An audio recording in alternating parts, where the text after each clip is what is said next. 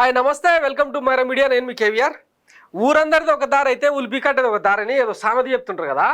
ఈమెది YS షర్మిలది కూడా అట్టనే ఉందన్నమాట. అక్క నిన్న సైన్యానికి నేత జగన్ అని చెప్పి నిన్న తీవ్రంగా దుర్భాషలాడింది. ఒకవైపు రాష్ట్రంలో అంతులేని అరాచకాలకు, నిర్బంధ కాండకు, అక్రమాలకు, అరాచకాలకు కేరాఫ్గా ఆంధ్రప్రదేశ్ను మారిస్తే బీహార్ ఆంధ్రప్రదేశ్గా, ఒకప్పుడు అన్నపూర్ణ ఆంధ్రప్రదేశ్గా పేరున్న రాష్ట్రాన్ని ఇప్పుడు బీహార్ ఆంధ్రప్రదేశ్గా మారిస్తే దాని గురించి ప్రశ్నించేదానికి ఈయన దగ్గర వాయిస్ ఉండదు, అడిగేదానికి గొంతెత్తదు. కానీ జగన్ అన్న మాత్రం ఏమన్నా అంటే ఇక ఓ ఒంటికాల మీద లేస్తూ ఉంటుంది అనమాట.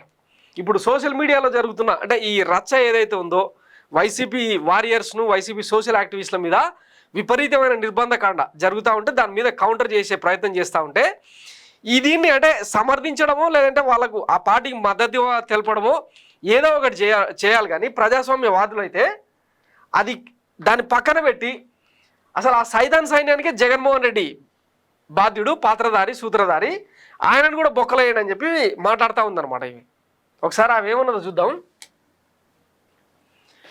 నాపై తప్పుడు ప్రచారం చేయించింది ఆయనే, అసెంబ్లీకి వచ్చే ధైర్యం లేకపోతే రాజీనామా చేయాలి. ఏపీసీసీ అధ్యక్షురాలు వైఎస్ షర్మిల వ్యాఖ్యలు. వైఎస్ షర్మిల వైసీపీ సోషల్ మీడియాను సైన్యంతో పోల్చారు. ఈ సైన్యానికి నాయకుడు జగన్మోహన్ రెడ్డి అని అన్నారు. సోషల్ మీడియాలో అసభ్యంగా పోస్టులు చేసిన విషనాగులను పట్టుకున్నారు, వాటిని పెంచుతున్న అనకూడను కూడా పట్టుకోవాలి అని పరోక్షంగా జగన్ ఉద్దేశించి అన్నారంట. అంటే విషనాగులు పట్టుకున్నారు, ఇక అనకొండను కూడా లోపలేయాలి అని చెప్పి ఆమె ఉద్దేశం అనమాట. సోషల్ మీడియాలో తనపై తప్పుడు ప్రచారం చేయించింది జగన్మోహన్ రెడ్డినని షర్మిల కుండబద్దలు కొట్టారు. మహిళలపై, అమ్మ చెల్లెలపై వికృతంగా పోస్టులు పెడుతుంటే ఆపలేదంటే వాటి వెనుక జగన్ ఉన్నట్టే కదా అని ప్రశ్నించారు. మంగళవారం విజయవాడ ఆంధ్రరత్న భవన్లో షర్మిల మాట్లాడారు. ప్రతిపక్ష నేత హోదా ఇస్తేనే అసెంబ్లీకి వెళ్తానడం జగన్కు భావ్యమేనా? నియోజకవర్గంలో గెలిపించిన ప్రజల సమస్యలను అసెంబ్లీ వేదికగా లేవనెత్తాల్సిన బాధ్యత జగన్కు లేదా అని నిలదీశారు.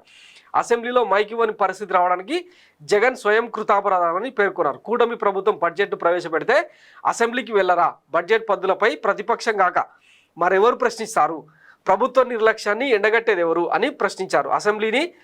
అసెంబ్లీలో ప్రభుత్వాన్ని నిలదీసే దమ్ము ధైర్యం లేకపోతే జగన్ సహా వైసీపీ సభ్యులు ఎమ్మెల్యే పదవులకు రాజీనామా చేయాలని షర్మిల డిమాండ్ చేశారు. ఈ మేరకు